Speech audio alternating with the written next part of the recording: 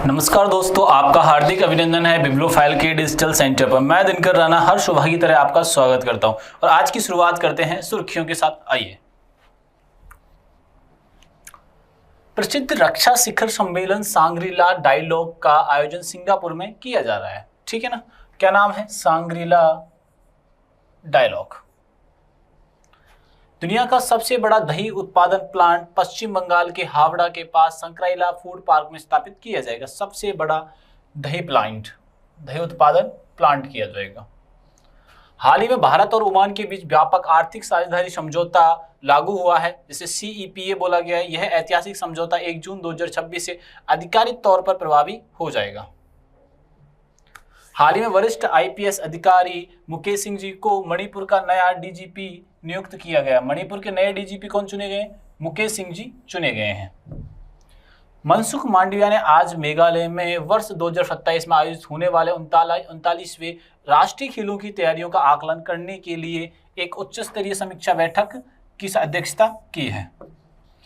हाल ही में उत्तर प्रदेश के लखनऊ शहर में ओपन एयर नौसेना संग्रहालय नौसेना शौर्य वाटिका का उद्घाटन किया गया है।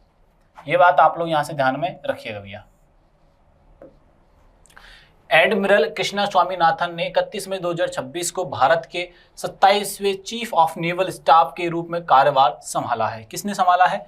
एडमिरल कृष्णा स्वामीनाथन जी ने ये पदभार संभाला है। ठीक है, आओ पहले क्वेश्चन को ढंग से पढ़ते हैं और फिर इनका आंसर अपन करने वाले हैं। वॉइस क्लियर है मेरी? ठीक है जी। हाल ही में प्रसिद्ध रक्षा शिखर सम्मेलन सांग्रीला डायलॉग किस देश में आयोजित किया गया है? सांग्रीला जो डायलॉग है ये रक्षा को मजबूत करने के लिए हुआ है। सांग्रीला डायलॉग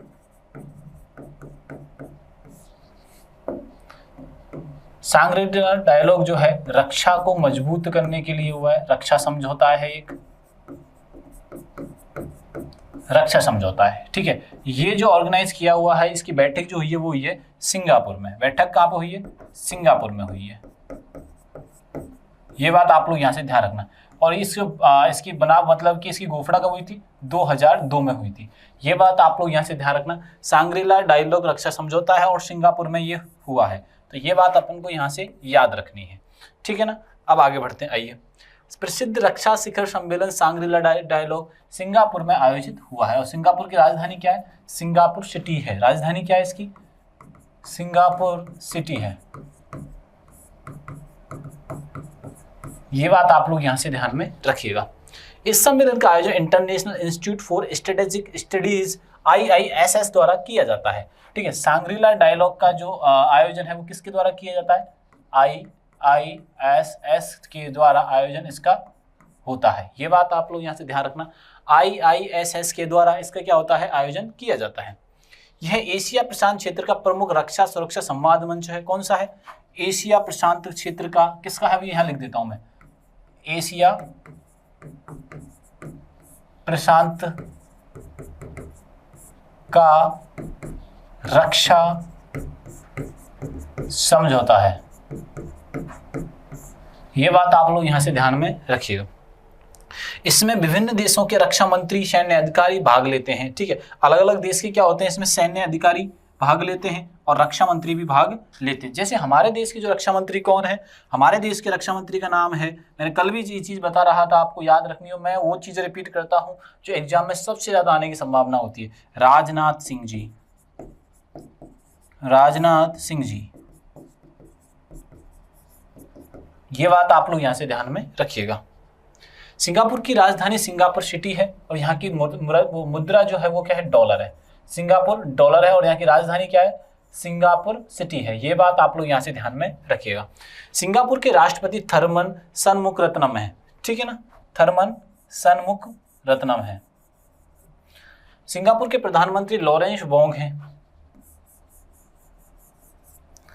भारत और सिंगापुर के बीच सिम्बैक्स नौसैनिक अभ्यास आयोजित किया जाता है। सिम्बैक्स नौसैनिक अभ्यास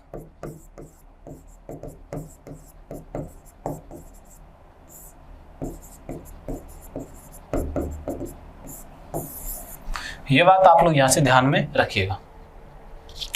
हाल ही में दुनिया का सबसे बड़ा दही उत्पादन प्लांट कहाँ लगाया गया? दुनिया का सबसे बड़ा दही उत्पादन प्लांट, दुनिया का सबसे बड़ा दही उत्पादन प्लांट, दही उत्पादन प्लांट जो लगाया जा रहा है, ये लगाया जा रहा है पश्चिम बंगाल में, वेस्ट बंगाल में, पश्चिम बंगाल में लगाया जा रहा है। ये बात आप लोग यहां से ध्यान में रखिएगा, पश्चिम बंगाल में लगाया जा रहा है। ठीक है, विश्व का सबसे बड़ा है दही उत्पादन में। ठीक है, पश्चिम बंगाल के बाद बात करें तो पश्चिम बंगाल की राजधानी क्या है? कोलकाता है। पश्चिम बंगाल की जो राजधानी बच्चों वो क्या है? कोलकाता। और कोलकाता किस नदी के किनारे है? तो कोलकाता है हुगली नदी के किनारे। पश्चिम बंगाल के जो नए सीएम चुने गए वो हैं शुभेंदु अधिकारी, शुभेंदु अधिकारी। किस पार्टी से आते हैं ये? तो ये बीजेपी, भारतीय जनता पार्टी से ये आते हैं। ये बात आप लोग यहाँ से ध्यान में रखिएगा आप लोग, ठीक है ना। तो कोलकाता कहाँ पर है? कोलकाता। ये बात समझ में आई कि नहीं है? दुनिया का सबसे बड़ा दही प्लांट कोलकाता, वेस्ट बंगाल में लगाया गया है। और कोलकाता जो है हुगली नदी किनारे, और बंगाल की राजधानी, पश्चिम बंगाल की राजधानी है। और पश्चिम बंगाल के जो सीएम है उनका नाम है शुभेंदु अधिकारी जी। दुनिया का सबसे बड़ा दही प्लांट कोलकाता में लगाया गया है। यह परियोजना डेयरी उद्योग को नई गति प्रदान करेगी बच्चों, ये बात ध्यान रखिएगा।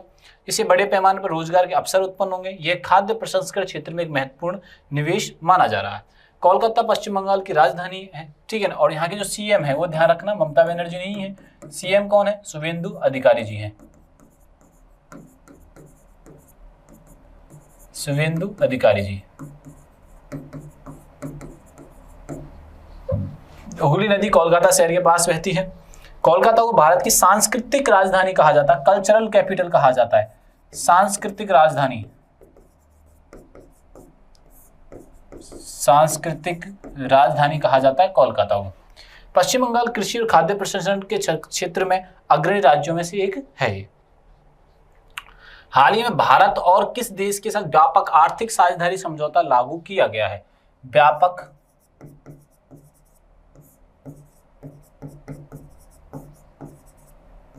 आर्थिक साझेदारी समझौता,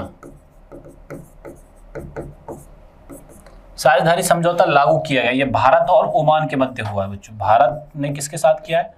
भारत और ओमान के मध्य ये किया है। ये बात आप लोग यहां से ध्यान में रखिएगा। बात समझ में आई कि नहीं? भारत और ओमान के ये बहुत ही बड़ा आर्थिक डिसीजन है। आर्थिक डिसीजन होगा दो देशों के मध्य, होगा दो देशों के मध्य।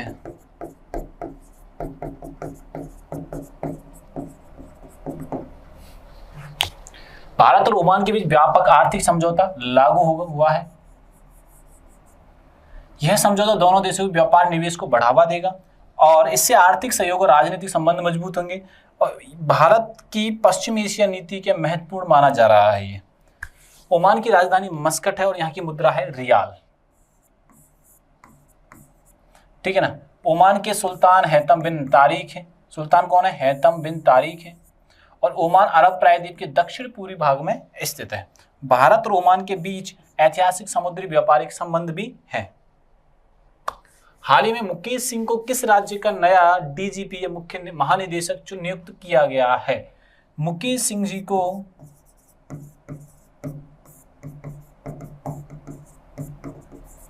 नया डीजीपी चुना गया है।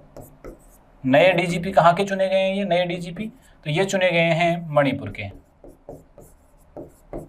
ये बात आप लोग यहां से ध्यान में रखना, मणिपुर, ठीक है। मणिपुर की राजधानी इम्फाल है और यहाँ के सीएम कौन है? खेमचंद युमनाम जी, खेमचंद युमनाम जी। लोकटक झील भी यहीं पे है। तैरता नेशनल पार्क,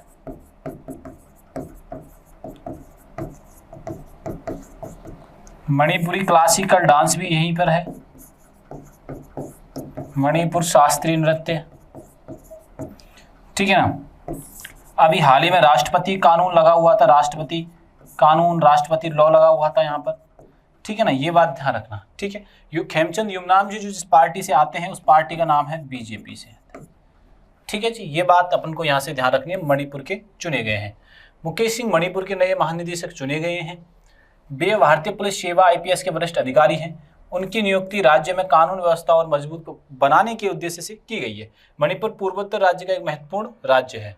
मणिपुर की राजधानी इम्फाल है, ठीक है। और यहाँ के जो मुख्यमंत्री हैं वो याद रखिएगा खेमचंद युमनाम जी हैं। अजय कुमार भल्ला यहाँ के क्या है, गवर्नर है। सांस्कृतिक विरासत है। और संगाई महोत्सव कहाँ मनाया जाता है, तो संगाई महोत्सव मनाया जाता है मणिपुर में, ठीक है जी। आओ आगे बढ़ते हैं। हाल ही में कौन 39वें खेल 2027 की मेजबानी करेगा, तो हाल ही में अंतरराष्ट्रीय वो राष्ट्रीय 39वें राष्ट्रीय खेल की मेजबानी कौन करेगा, 39वें, ठीक है ना। राष्ट्रीय खेल की मेजबानी करेगा मेघालय।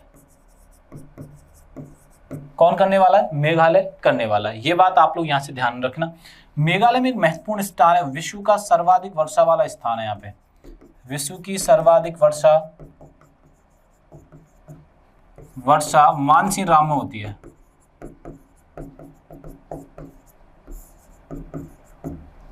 ये बात आप लोग यहाँ से ध्यान में रखिएगा। तो हमारा आंसर क्या हो जाएगा, यहाँ से मेघालय हो जाएगा।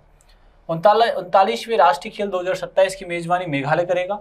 और यह पहली बार होगा जब मेघालय राष्ट्रीय खेलों की मेजबानी करेगा। यह पहली बार होने वाला है ऐसा।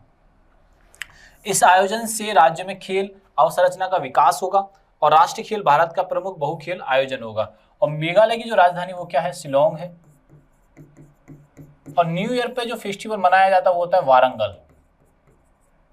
ये बात आप लोग यहाँ से ध्यान में रखिएगा। राजधानी शिलोंग है और कोनराड संगमा यहाँ के सीएम है। और मेघालय को बादलों का घर कहा जाता है। अभी मैंने आपको बताया था कि सर्वाधिक वर्षा का स्थान भी यहीं पर है, सर्वाधिक वर्षा स्थान, ठीक है ना। चेरापूंजी मानसीराम विश्व की सर्वाधिक वर्षा वाले स्थान है। मेघालय पूर्वोत्तर भारत का एक प्रमुख पर्यटन स्थल है। हाल ही में उत्तर प्रदेश के किस शहर में ओपन एयर नौसेना संग्रहालय नौसेना सौर वाटिका का उद्घाटन किया गया है, ठीक है ना। उत्तर प्रदेश के किस शहर में, उत्तर प्रदेश के शहर के बारे में पूछ रहा है क्या, नौसेना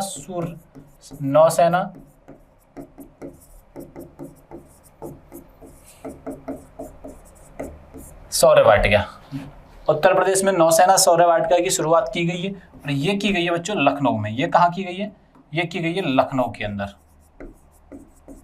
ये बात आप लोग यहां से ध्यान रखना। लखनऊ जो है यूपी की राजधानी है, यूपी की राजधानी है। सिटी ऑफ नवाब कहा जाता है इसको, सिटी ऑफ नवाब कहा जाता है। ये बात ध्यान रखिएगा आप लोग, ठीक है ना। ये नदी किस नदी के पास है, तो गोमती नदी के ये किनारे पर है। सिटी ऑफ नवाब, नवाबों का शहर कहा जाता है, यूपी की राजधानी है, गोमती नदी के किनारे है लखनऊ। तो ये बात आप लोग यहाँ से ध्यान में रखिएगा भैया, ठीक है। तो शहर कौन सा है, लखनऊ। गोरखपुर भी यूपी का, वाराणसी भी। आध्यात्मिक राजधानी कहा जाता है वाराणसी को, आध्यात्मिक राजधानी किसे कहा जाता है, तो आध्यात्मिक राजधानी कहा जाता है वाराणसी को। अन्य नाम क्या है, काशी भी इसी को बोलते हैं, बनारस भी इसी को ही बोलते हैं। ये बात भी आप लोग यहां से ध्यान में रखिएगा। चलो आगे बढ़ते हैं। ओपन एयर नौसेना सौर वाटिका का उद्घाटन लखनऊ में किया गया। कहाँ किया गया, लखनऊ में किया गया है।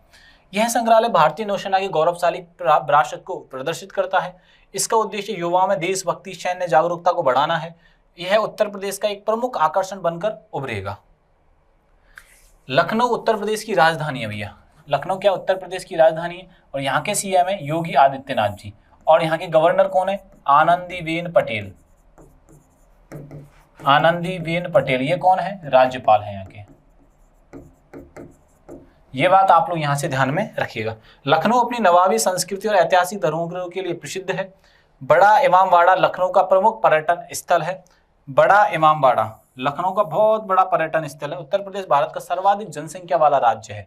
सर्वाधिक जनसंख्या कहाँ पे रहती है, तो यूपी में रहती है। राज्य वाइज बात करें तो हिंदुओं की और मुस्लिम्स की सबसे ज़्यादा जो पॉपुलेशन है वो कहाँ पे है, यूपी में ही है, ठीक है ना। यूपी में गंगा और यमुना दोनों नदी का संगम है। गंगा नदी और यमुना नदी निकलती हैं यहाँ से। और भारत की महत्वपूर्ण नदियां हैं गंगा और यमुना। हाल ही में कौन भारत के 27वें चीफ ऑफ नेवल स्टाफ बने हैं? 27वें चीफ ऑफ नेवल स्टाफ कौन बने बच्चों? वो बने हैं कृष्णा स्वामीनाथन।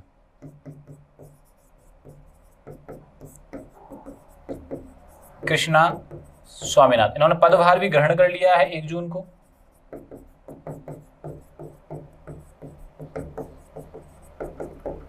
ये बात आप लोग यहां से ध्यान में रखिएगा।